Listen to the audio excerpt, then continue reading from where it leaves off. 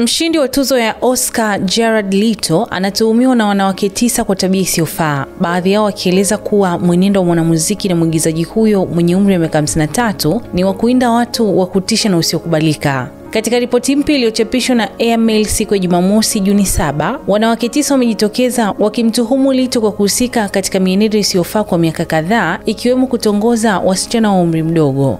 Akizungumza na Airmail, mwanamke mmoja alisema kwamba mnamo mwaka 2006 akiwa na umri wa miaka 16, Leto alimkaribia akiwa nje ya mgahawa mmoja huko Los Angeles.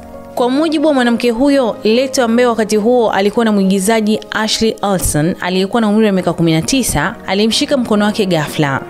Nilipoangalia chini nikagundua ni Jared Leto. Tulizungumza kwa muda mfupi na akachukua namba yangu ya simu, aliambia Airmail. Alisema baada ya siku chache Leto alipiga simu nyumbani kwao na kumbukumbu yake ilikuwa, sijui kama alikuwa ametumia dawa za kulevya au la. Sauti yake ilikuwa ya ajabu sana na chafu, lakini kwa upande wangu ni Jared. Aliongeza kuwa Leto alimwambia aende sherehe nyumbani kwao jioni hiyo na kumkaribisha, lakini mwanamke huyo alikataa na kumwambia sikuwa hata na leseni ya kuendesha gari. Hata hivyo, alisema Leto aliendelea kumpigia simu mara nyingi saa 7, saa 8 au saa 9 usiku. Maongezi yao yaligeuka kuwa ya kingono, ambapo alisema kwamba Leto alikuwa akimuuliza maswali machafu.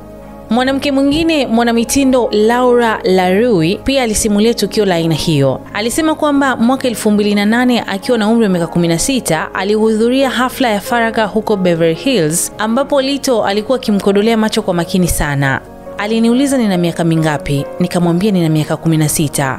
Larui aliambia Airmail. Leto ambaye wakati huo alikuwa na miaka 36 alimwomba namba ya simu. Walianza kuwasiliana kwa barua pepe na hatimaye Larui alimtembelea nyumbani kwake mnamo Aprili mwaka 2009 kwa mujibu wa ripoti hiyo.